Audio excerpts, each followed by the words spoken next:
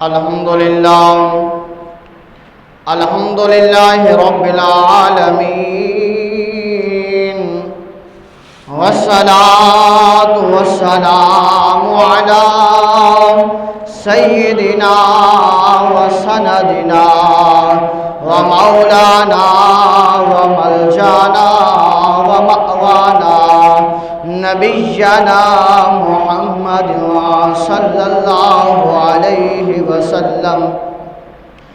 ورسوله النبي الكريم الأمين المكين الحنين الرؤوف الرحيم. أما بعد، فأعوذ بالله من الشيطان الرجيم. بسم الله الرحمن الرحيم. محمد رسول الله والذين معه أشداء على الكفار رحماء بينهم، تراهم ركعا سجدا يبتغون فضلا من الله ورضوانا. صدق الله العظيم وصدق رسوله النبي الكريم الأمين.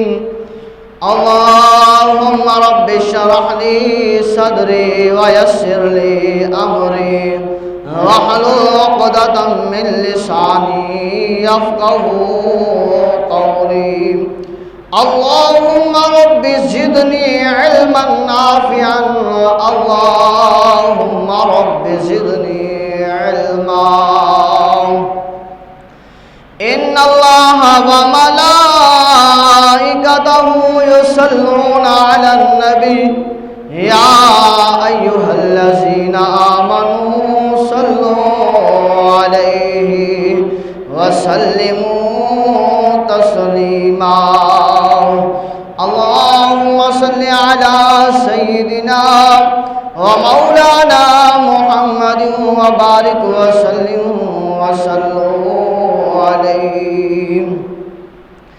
دی روز دربستان سرا کے ہم مطوطیان خوشنوا پڑھتی تھی نعت مصطفیٰ بلغ العلا بکمالہ. یہ کمریاں بھی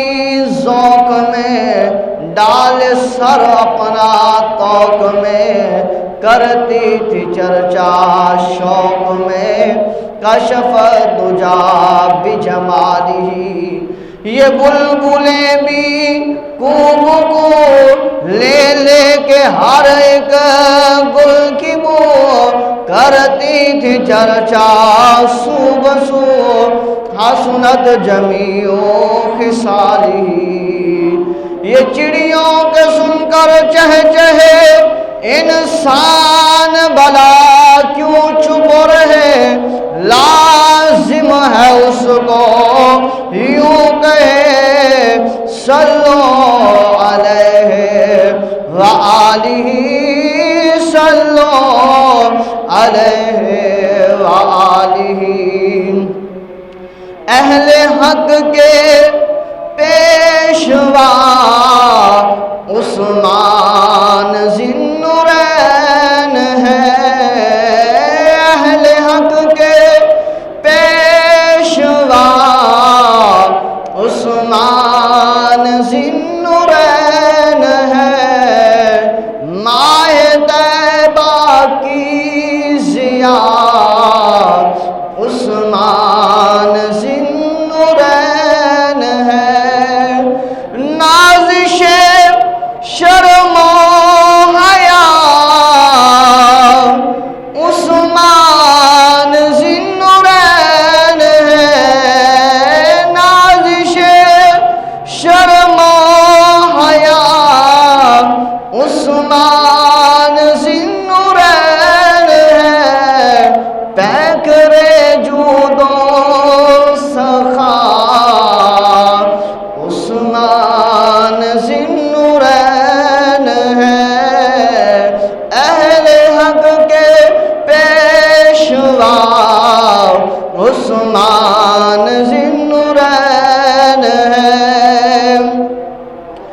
عقد میں ان کے نبی کی آئی دو شہزادیاں، عقد میں ان کے نبی کی آئی دو شہزادیاں، اس فضیلت میں جدا عثمان ذی النورین ہے۔ ہوتی گر 40 بھی تو دیتے ان کے عقد میں، ہوتی گر 40 بھی تو دیتے ان کے عقد میں، وہ پسند مصطفیٰ، وہ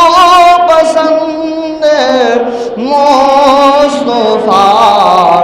عثمان ذی النورین ہے، اہل حق کے پیشوا عثمان ذی النورین ہے۔ کون ہے جس کا، کون ہے جس کی حیا کا ہے فرشتوں کو لحاظ، کون ہے جس کی حیا کا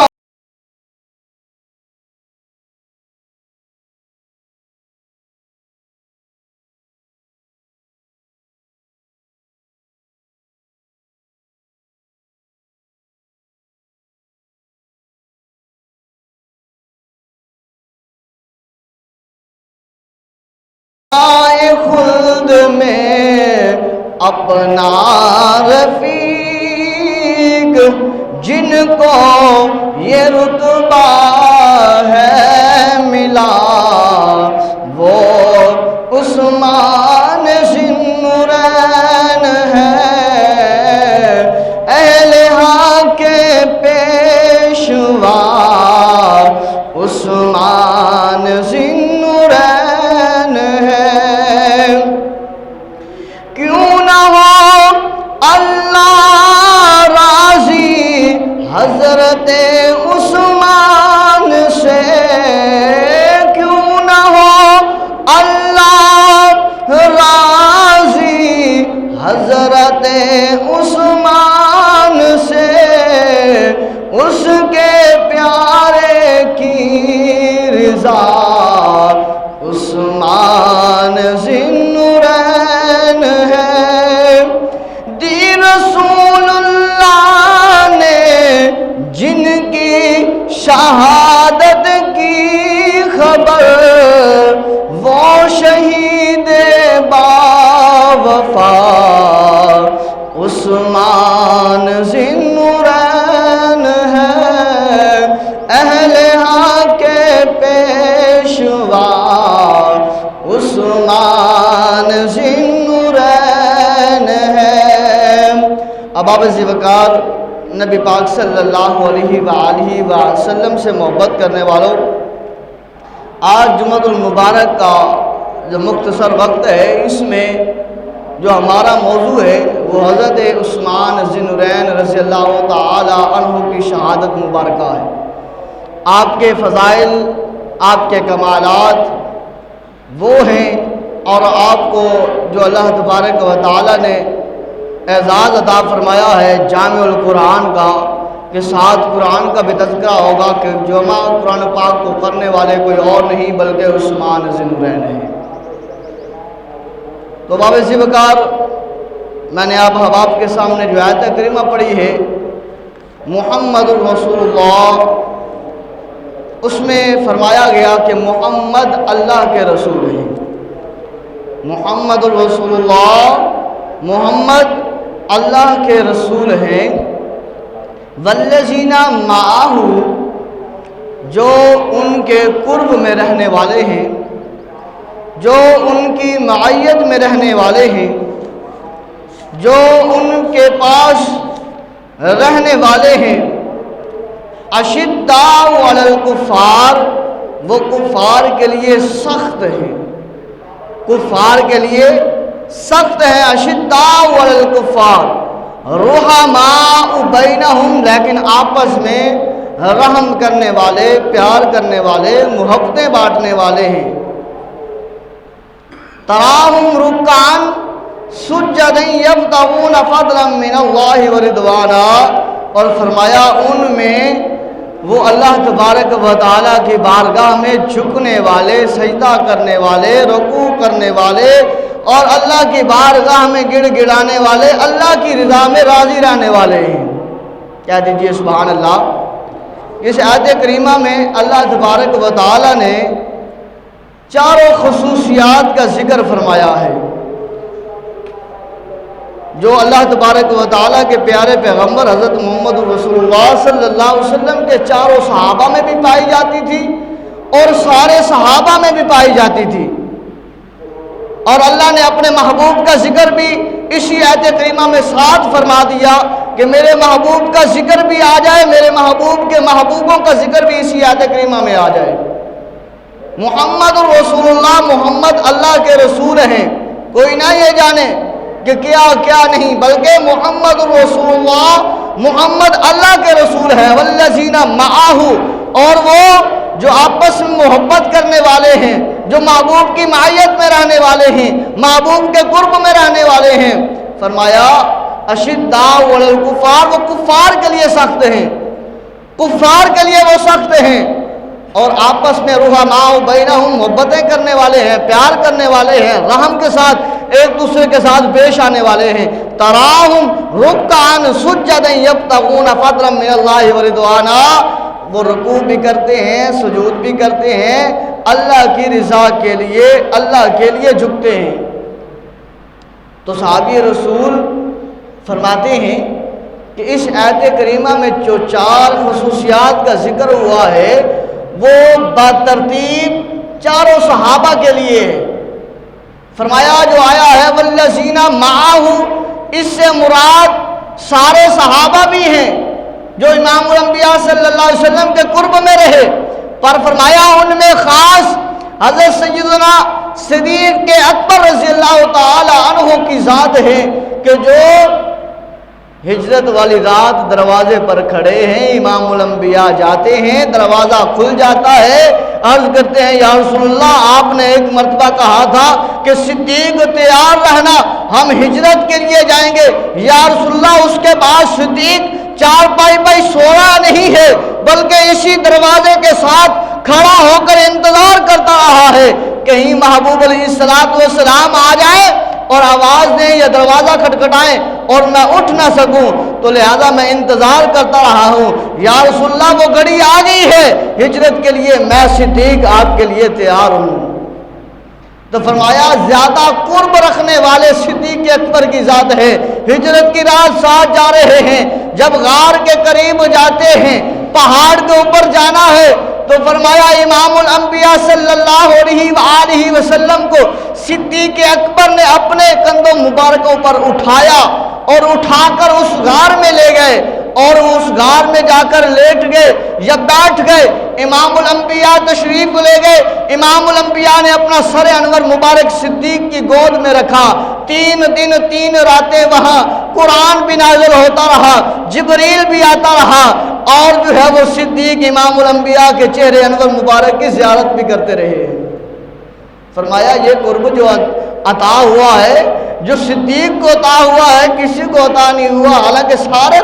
قرب والے تھے۔ فرمایا اسی طرح جب وقت وصال امام الانبیاء صلی اللہ علیہ وسلم کا آتا ہے، اس وقت بھی صدیق قریب ہیں، نماز کے لیے بھی صدیق ہیں، اور فرمایا جب آقا کریم صلی اللہ علیہ وسلم کے لب اقدس مبارک ہل رہے ہیں تو بھی کان مبارک لگانے والے صدیق ہیں، اور فرمایا جب امام الانبیاء صلی اللہ علیہ وسلم کے جانے کے بعد پردہ فرماتے ہیں صدیق اکبر رضی اللہ تعالی عنہ، تو آپ کو جہاں دفن مدفن کیا جاتا ہے وہ بھی کوئی اور جگہ نہیں ہے، امام الانبیاء صلی اللہ علیہ وسلم کے قرب میں عطا فرمایا جاتا ہے، اور فرمایا قیامت تک امام الانبیاء صلی اللہ علیہ وسلم کے قرب میں رہے۔ فرمایا والذین معہ کے مصداق جو ہے وہ صدیق اکبر کی ذات ہے۔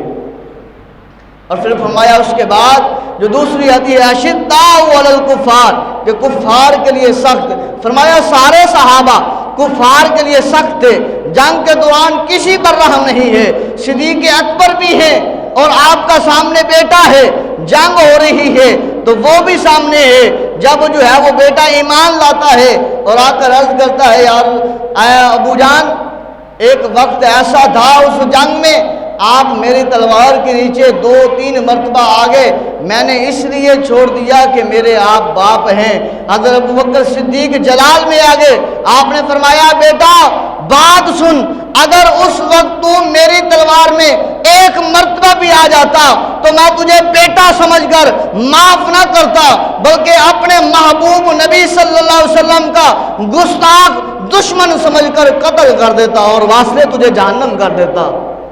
یہ تو تیرے پہ اللہ کا انعام و اکرام ہوا کہ اللہ نے تجھے ہدایت عطا فرمائی اور میرے محبوب کے دامن کے ساتھ تو وابستہ ہو گیا۔ فرمایا سارے کافروں کے لیے سخت تھے، جس قدر عمر بن خطاب کفار کے لیے سخت تھے فرمایا کوئی نہیں تھا۔ جب حضرت عمر بن خطاب ایمان لائے تو نماز چھپ کر ہو رہی ہے تو امام الانبیاء صلی اللہ علیہ وسلم کی پاک بارگاہ میں عمر بن خطاب عرض کرتے ہیں یا رسول اللہ آج جو ہے وہ نماز اندر نہیں ہوگی، آج اذان گھڑے میں نہیں ہوگی، بلکہ آج اذان بھی چوراہے میں ہوگی اور نماز بھی سرعام ہوگی، اور تلوار لے کر باہر کھڑے ہو گئے بیت اللہ شریف کے اور اعلان کر دیا ہاں کوئی کافر ہے جو اپنی بیوی کو بیوہ کروانا چاہتا ہے، اپنے بچوں کو یتیم کروانا چاہتا ہے، اپنے آپ کو ختم کروانا چاہتا ہے تو وہ آ جائے میرے سامنے اور میں اس کی گردن کو جو ہے وہ اتار کر اس کے سر سے جو ہے اس کے جسم سے اس کا سر اتار کر جو ہے وہ فٹ بال کی طرح پھینک نہ دیا تو مجھے عمر بن خطاب نہ کہنا۔ سارے کے سارے باہر کھڑے آئے لرزتے ہوئے کانپتے ہوئے عمر بن خطاب کی تلوار کے سامنے جو ہے ڈھیر ہوتے ہوئے بھاگ جاتے ہیں، اور اس وقت جو ہے وہ علی الاعلان نماز ہوتی ہے۔ فرمایا جس قدر عمر بن خطاب کفار کے لیے سخت ترین تھے فرمایا کوئی نہیں تھا۔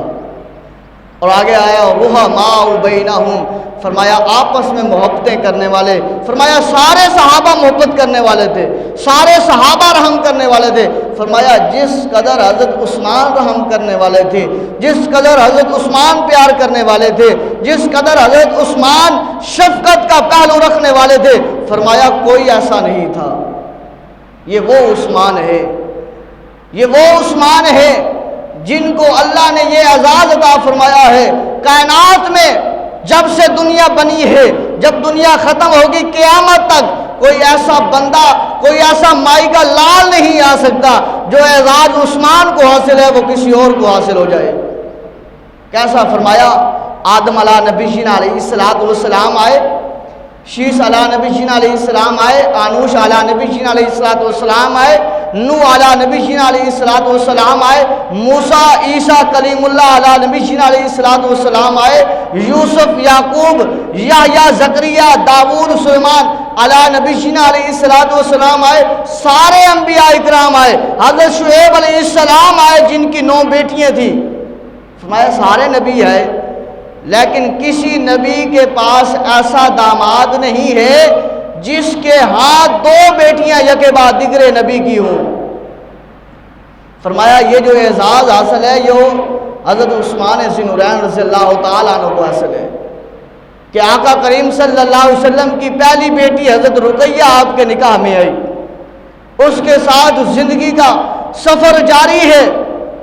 غزوہ بدر آ جاتا ہے، حضرت رقیہ بیمار ہیں، امام الانبیاء صلی اللہ علیہ وسلم فرماتے ہیں اے عثمان تجھے میں اجازت دیتا ہوں، تو میری بیٹی کا خیال کر، اپنی بیوی کی ذمہ داری کر، اپنی بیوی کے پاس رک، اس کا خیال کر کہ یہ بیمار ہے، میں محمد نے اسے گواہی دیتا ہوں کہ تجھے جو ہے وہ غزوہ بدر میں شریک ہونے کا ثواب دیا جائے گا۔ اور ہوا ایسے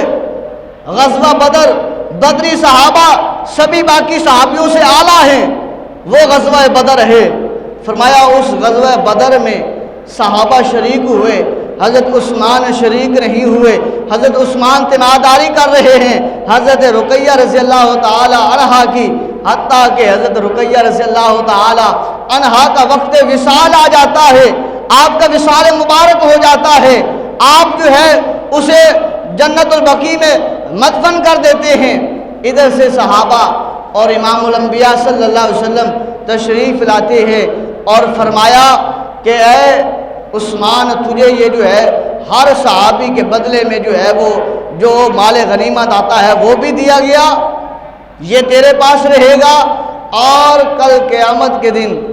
میں تیرے لیے اللہ کی بارگاہ میں سفارش بھی کروں گا، اور تجھے جنگ بدر میں شریک ہونے کا بھی ثواب عطا کیا گیا ہے۔ اور پھر کچھ دنوں بعد امام الانبیاء صلی اللہ علیہ وسلم نے اپنا دوسرا نور،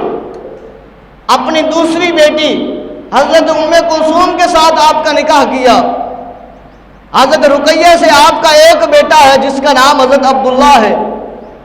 حضرت ام کلثوم کے ساتھ اب شادی ہوتی ہے، کچھ دن گزرتے ہیں، مہینہ یا سالوں سال گزرتے ہیں، ابھی ہجری کا 9واں سال ہے، حضرت ام کلثوم رضی اللہ تعالی عنہا کا بھی وقت وصال ہو جاتا ہے، آپ بھی وصال کر جاتی ہیں۔ آپ کو جب مدفن کر دیا جاتا ہے تو حضرت علی پاک فرماتے ہیں، اس کو روایت کرنے والے حضرت مولا مشکل کشا حضرت علی کا ملا وجہ الکریم ہے، آپ فرماتے ہیں جب آپ کی آنکھوں سے آنسو جا رہے تھے حضرت عثمان کی آنکھوں سے، تو امام الانبیاء صلی اللہ علیہ وسلم قریب گئے اور امام الانبیاء صلی اللہ علیہ وسلم نے فرمایا، اے عثمان، اے کاش اگر میری آج 40 بیٹیاں بھی موجود ہوتی، میں یکے بعد دیگرے تیرے نکاح میں دے دیتا، یکے بعد دیگرے تیرے نکاح میں دے دیتا۔ یہ ہے حضرت عثمان غنی رضی اللہ تعالیٰ عنہ، ذی النورین، دو نوروں والے، جن کو یکے بعد دیگرے امام الانبیاء صلی اللہ علیہ وسلم نے اپنے دو نور عطا فرمائے، اور جن کے لیے امام الانبیاء نے فرمایا میری اگر 40 بھی بیٹیاں ہوتی تو یکے بعد دیگرے میں تیرے نکاح میں دے دیتا۔ اللہ اکبر۔ وہ عثمان، جب حضرت عثمان غنی رضی اللہ تعالی عنہ، آپ کے کمالات کے کیا کہنے، حضرت عائشہ الصدیقہ رضی اللہ تعالی عنہ اس کو روایت کرتی ہیں، آپ فرماتی ہیں ایک مرتبہ امام الانبیاء صلی اللہ علیہ وسلم گھر میں تشریف فرما ہے، اور اس وقت دروازے جو ہے وہ دروازے پر دستک ہوتی ہے، میں نے گئی اور جا کر دروازہ کھولا یا پوچھا تو باہر سے آواز آتی ہے کہ انا صدیق اکبر، کہ میں صدیق اکبر ہوں۔ میں نے عرض کی یا رسول اللہ صلی اللہ علیہ وسلم، میرے والد محترم صدیق آئے ہیں۔ امام الانبیاء صلی اللہ علیہ وسلم نے فرمایا آنے دو۔ حضرت عائشہ صدیقہ رضی اللہ تعالیٰ عنہ فرماتی ہیں جب امام الانبیاء صلی اللہ علیہ وسلم نے اجازت دی،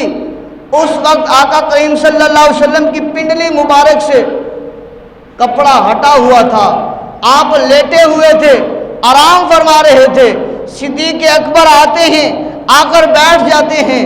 آپ فرماتی ہیں گفتگو ہو رہی تھی تو اتنی دیر میں ایک اور مرتبہ دستک ہوتی ہے، تو میں نے جب پوچھا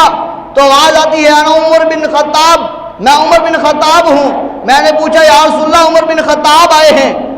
تو سرکار دو عالم صلی اللہ علیہ وسلم نے فرمایا عائشہ آنے دو۔ تو میں نے دروازہ کھولا، وہ بھی اندر تشریف لائے۔ امام الانبیاء جس طرح آرام فرما رہے تھے اسی طرح آرام فرماتے رہے، پنڈلی مبارک سے جس طرح کپڑا ہٹا ہوا تھا اسی طرح تھا، تو وہ بھی آگے اور بیٹھ کے راز و نیاز کی باتیں ہونے لگی۔ تو حضرت عائشہ صدیقہ رضی اللہ تعالیٰ عنہ فرماتی ہے اس کے بعد پھر دروازے پر دستک ہوتی ہے، پھر میں گئی، میں نے پوچھا تو آواز آتی ہے انا عثمان بن عفان۔ میں نے عرض کی یا رسول اللہ آپ کا غلام عثمان آیا ہے۔ تو امام الانبیاء صلی اللہ علیہ وسلم نے فرمایا اے عائشہ اسے آنے دو۔ تو حضرت عائشہ صدیقہ رضی اللہ تعالیٰ عنہ فرماتی ہیں امام الانبیاء نے مجھے یہ کہہ کر اٹھ کر آپ بیٹھ گئے اور اپنا ران مبارک سے یا اپنے پنڈلی مبارک سے کپڑا پورا کیا اور بیٹھ گئے، اور پھر باتیں ہونے لگی۔ حضرت عثمان بھی بیٹھے ہیں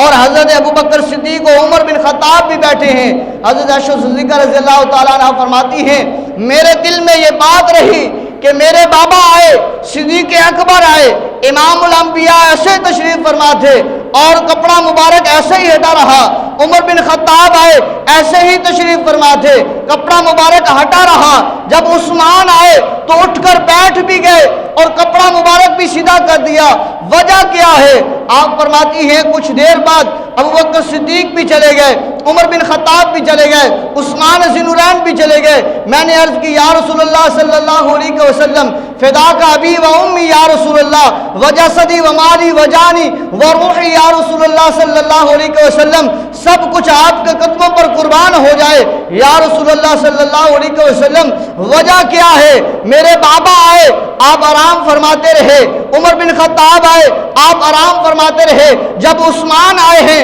آپ اٹھ کر بیٹھ بھی گئے ہیں، اپنا کپڑا مبارک بھی سیدھا کر لیا ہے۔ وجہ کیا ہے؟ تو امام الانبیاء صلی اللہ علیہ وسلم نے فرمایا اے عائشہ،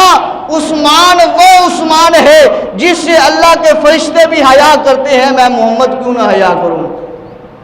فرمایا یہ عثمان وہ عثمان ہے جس سے اللہ کے فرشتے بھی حیا کرتے ہیں، تو میں محمد کیوں نہ حیا کروں؟ فرمایا یہ ہے حضرت عثمان غنی رضی اللہ تعالیٰ عنہ جن کو یہ اعزاز حاصل ہے۔ امام الانبیاء صلی اللہ علیہ وسلم کی دو بیٹیاں ایک کے بعد دیگرے جن کو عطا ہوئی وہ حضرت عثمان ہے۔ حضرت آدم علیہ السلام سے لے کر امام الانبیاء صلی اللہ علیہ وسلم سے پیچھے تک، یعنی کہ حضرت عیسیٰ علیہ نبی جین علیہ السلام تک کسی نبی کی ایک جو ہے وہ غلام کے ساتھ، ایک صحابی کے ساتھ دو بیٹیاں یک کے بعد دیگرے میں نکاح میں نہیں ہیں جو امام الانبیاء صلی اللہ علیہ وسلم نے اپنے جو ہے وہ اس داماد عثمان ذی النورین رضی اللہ تعالیٰ عنہ کو عطا فرمائی ہے۔ اور فرمایا انہی کی محبت کے کمالات بھی دیکھیے کہ ایک منافق ہے، ظاہراً کلمہ پڑھتا ہے، زبان کے ساتھ کلمہ پڑھا ہے، آ کر نماز بھی پڑھ لیتا ہے، وقت آتا ہے روزہ رکھنے کا روزہ بھی رکھ لیتا ہے منافق۔ ابھی اللہ کا حکم نہیں نازل ہوا کہ ان منافقوں کو باہر نکال دیں،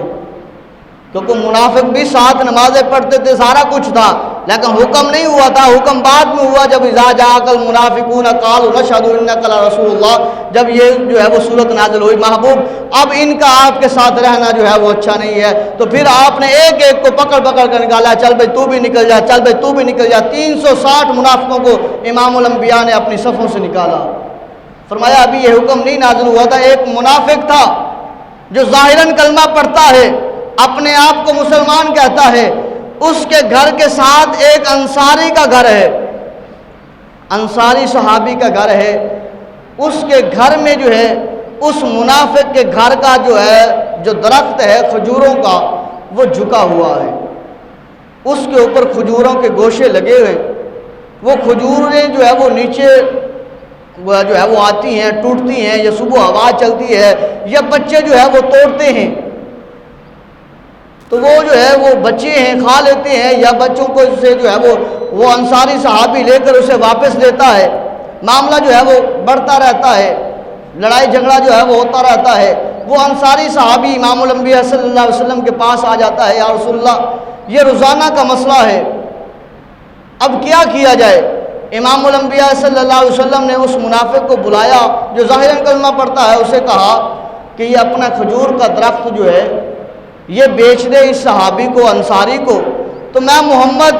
ضمانت دیتا ہوں کل قیامت کے دن اللہ اس کے بدلے تجھے جنت میں درخت عطا فرمائے گا۔ میں محمد ضمانت دیتا ہوں اس درخت کے بدلے اللہ تجھے جنت میں درخت عطا فرمائے گا۔ اب وہ تھا منافق، اگر مسلمان ہوتا، ایمان والا ہوتا، دل میں نور ایمان کے جو ہے وہ اس کا دل منور ہوتا، مطہر و معطر ہوتا، تو وہ فوراً کہتا یا رسول اللہ صلی اللہ علیہ وسلم یہ کیا ہے؟ میں تو اپنی جان بھی آپ کے قدموں پر قربان کرنے کے لیے تیار ہوں۔ پتہ نہیں وہ صحابی رسول اپنا چھوٹا سا 6 ماہ کا بچہ لے کر آ جاتی ہے، یا رسول اللہ یہ بچہ بھی جنگ میں ساتھ لے جائیں، اگر کوئی تلوار یا کوئی تیر یا کوئی برچہ آئے تو اس میرے بچے کو ڈھال کے طور پر استعمال کر لینا۔ یہ صحابیہ تھی ایمان والی۔ فرمایا جب امام الانبیاء نے اسے کہا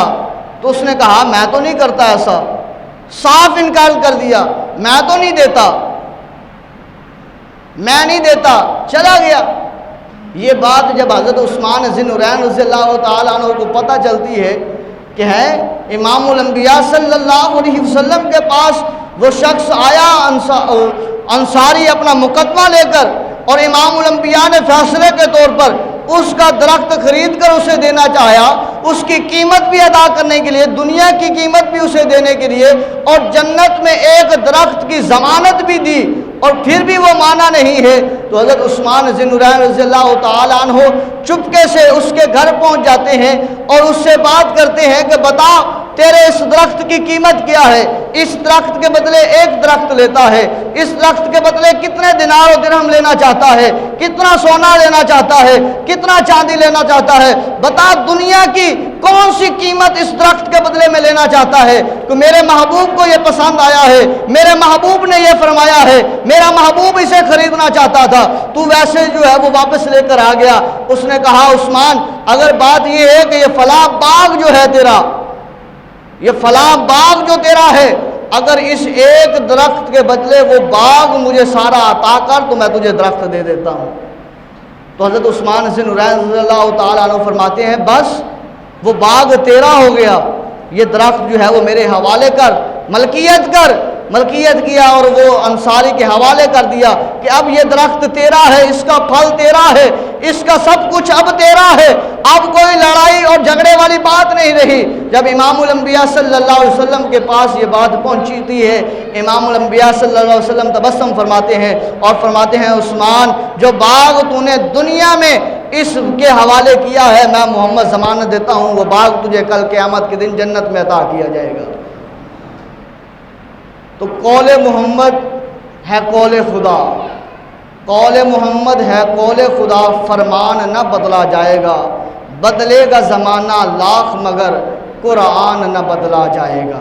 محبوب علیہ السلام کا فرمان جو ہے وہ اللہ کا فرمان ہے،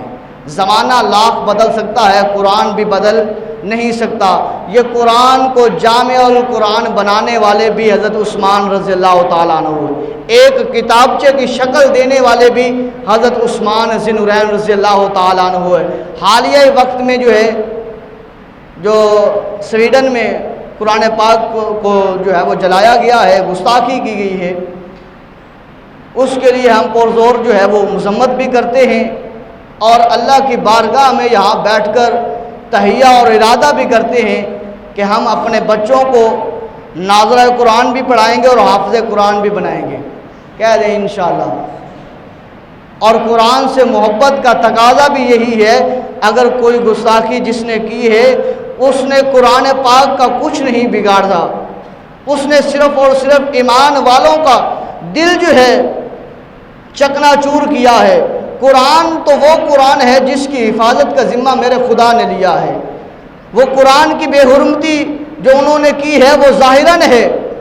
لیکن اللہ تبارک و تعالیٰ نے اس کا ذمہ اٹھایا ہے، تو ہمارا حق یہی بنتا ہے ہم اس کی پر زور مذمت بھی کریں اور اپنا ارادہ بھی کریں اور وعدہ بھی کریں، اللہ ہم تیرے قرآن کو سینے کی صحت بھی لگائیں گے، خود بھی پڑھیں گے، اپنی اولاد کو بھی پڑھائیں گے۔ وما علیہ الا البلاغ المبین۔